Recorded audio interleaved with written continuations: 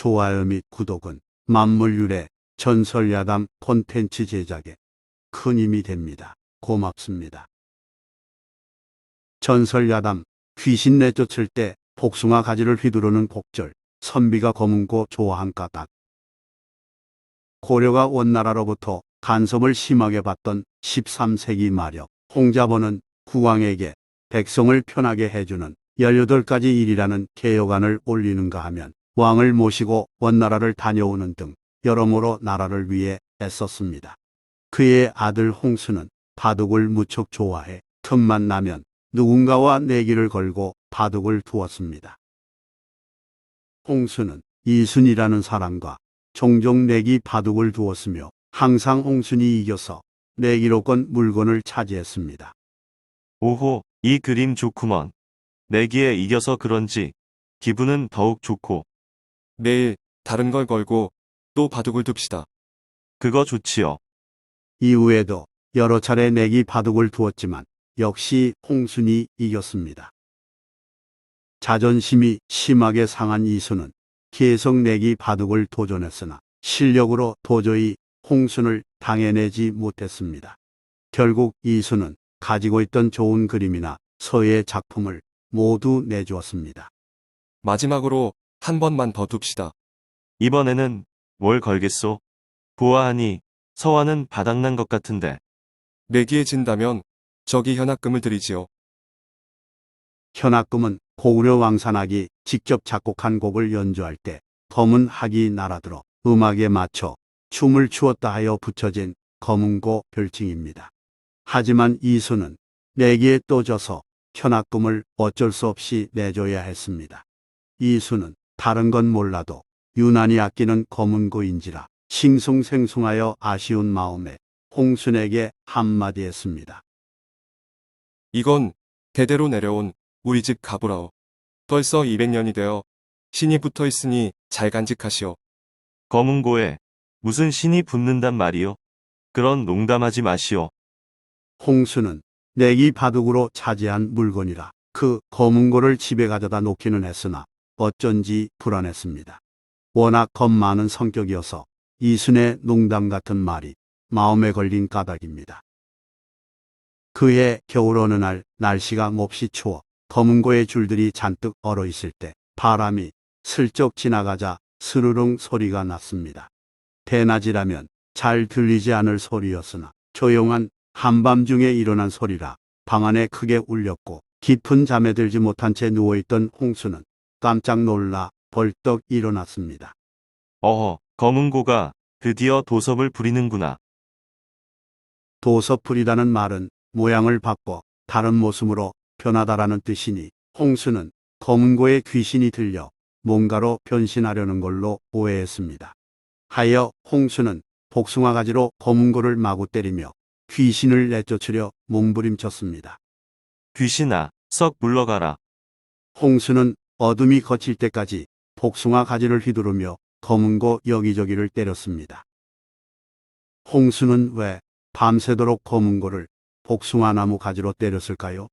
뭔가 집을 게 그거밖에 없어서 그랬을까요? 결론부터 말하자면 복숭아 가지에 귀신을 내쫓는 힘이 들어있다고 믿었기 때문입니다. 복숭아 가지와 귀신의 상관관계에 대해 다음과 같은 이야기가 전합니다. 중국의 예책 산해경에 따르면 도삭산 동북 지역에 무수히 많은 귀신이 살았습니다. 그곳에는 사방 3,000리에 걸쳐서 가지를 뻗은 거대한 복숭아 나무가 있는데 그 동북쪽으로 뻗은 가지에 문이 하나 있었습니다. 밤이 되면 그 문으로 귀신들이 출입하며 나쁜 짓을 일삼자 하느님이 무서운 두 신신다와 울루를 보내 지키게 했습니다. 두 신은 복숭아 나무로 만든 화살로 못된 귀신들을 쏘아 죽여서 호랑이 먹이로 주었습니다. 이후 귀신들은 복숭아 나무만 보아도 즐겁했다고 합니다. 이 전설에 따라 사람들은 복숭아 가지를 귀신 쫓을 때 사용했습니다. 우리 민족 역시 그렇게 믿었기에 무당은 굿하면서 잡기를 물리칠 때 복숭아 가지를 휘둘렀고 홍순처럼 겁 많은 사람들도 방 한쪽에 복숭아 가지를 놓아두고 귀신이 있다고 느낄 때 마구 휘둘렀습니다. 그렇지만 아무리 복숭아 가지를 휘둘러도 귀신이 물러갔는지 여부를 확인하기 힘듭니다. 홍순도 그랬습니다. 날이 밝자 홍순은 즉시 이순에게 가서 검은 고를 돌려주려 왔노라 말했습니다.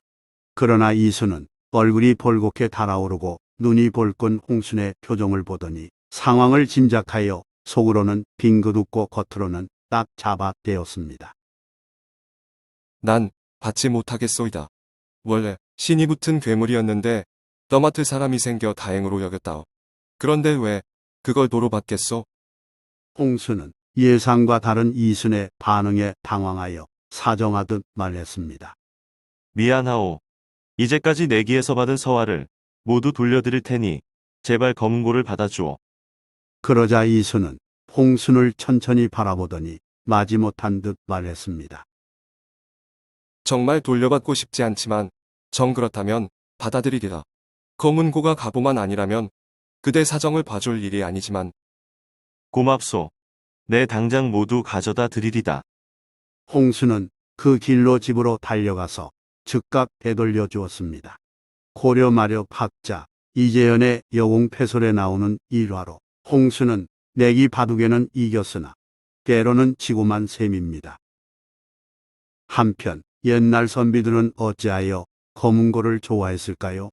6줄 현악기 검은고는 고구려 왕산악이 중국 진나라의 칠연금을 참조하여 만들었다고 전합니다만 고구려 고분벽화에 검은고 원형으로 보이는 악기 그림이 있는 것으로 미루 진나라 이전에 고구려에서 독자적으로 만들었음이 분명합니다. 그래도 왕산악은 검은고를 체계적으로 발전시킨 위대한 음악가입니다. 가야금이 높고 가벼운 소리를 내는 데 비해 검은고는 소리가 낮고 푹직해서 남성적 느낌을 풍깁니다. 선비들은 그 소리에서 청복을 느껴 좋아했습니다.